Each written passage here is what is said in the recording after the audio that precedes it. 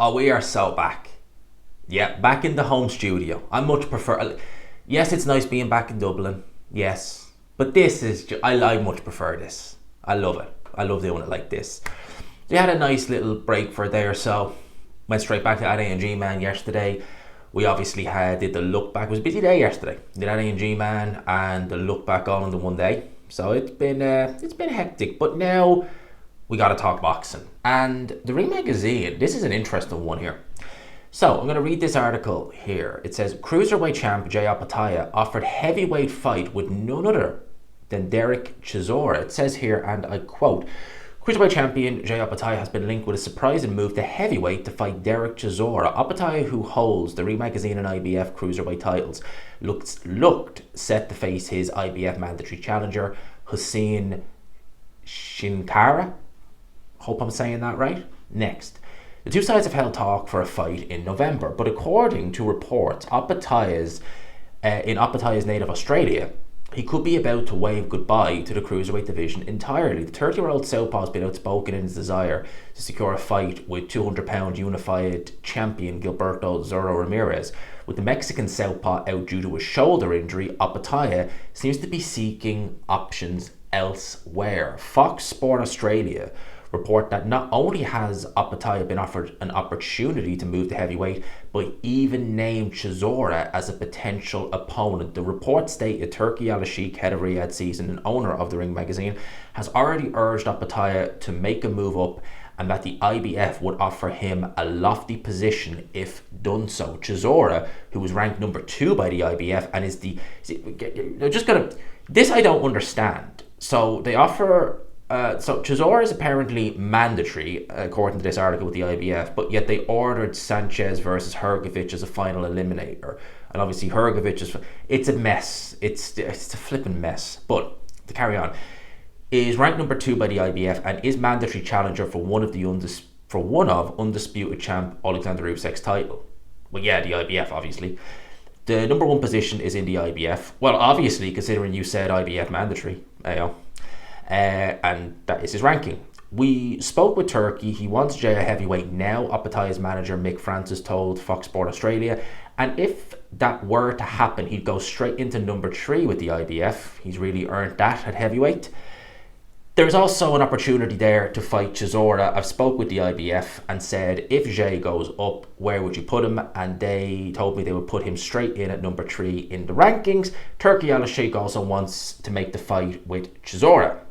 Chisora, who turns 42 in December, I forget how old he is, was installed as IBF mandatory following his unanimous points decision victory over Otto Wallin in February. Horrible performance by Wallin, but a decent performance by Chisora. His position appears complicated, with the IBF ordering a final eliminator between Sanchez and Hrgovic in April, but that fight has yet to take place. Won't be happening this year, I can tell you that.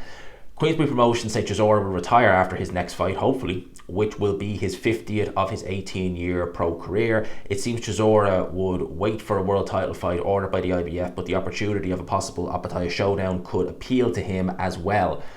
I've spoke with Queensbury too. They're interested, said Francis. Francis said, everyone knows the fight would be massive and there would be plenty of interest, although I hate to think how much Chisora would want because he's going to get hurt. He'd be no match for Opetaia. I tend to agree. I know Opetaia would hurt him, which is incredible to think about. You win and immediately become become mandatory for the IBF crown. Despite the Chisora discussion, Francis also declares that Opetaia still has a heart set on becoming undisputed before he moves up.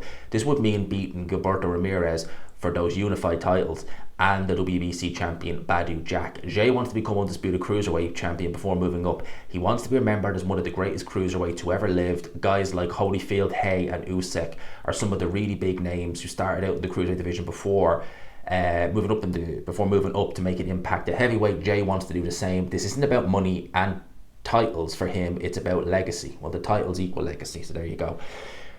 Interesting. I kind of think with Opetaia, you could make hay while the sun shines and maybe get the Badou Jack fight potentially, but although I do believe the WBC have ordered he rematch the guy he just beat, so that could put him on the shelf. And if Ramirez is injured, what do you do? I mean, you run the risk of getting stagnant if you're just fighting overmatched opponents. Like that last guy, what was his name, Claudio something, he was way overmatched. Elizara, Jordan Thompson, you get what I mean.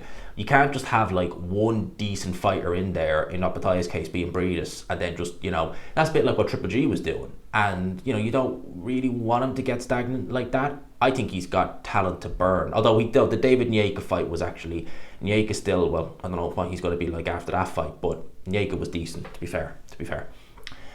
Chisora versus Opetaia, I would make Opetaia firm favourite. I think he'd stop Derek Chisora. I don't think Derek Chisora has enough in the tank. I think his coordination looks not the best these days. Good enough to beat the likes of Otto Valeen and Joe Joyce, who Valeen has no real heart. Joe Joyce is slow as molasses.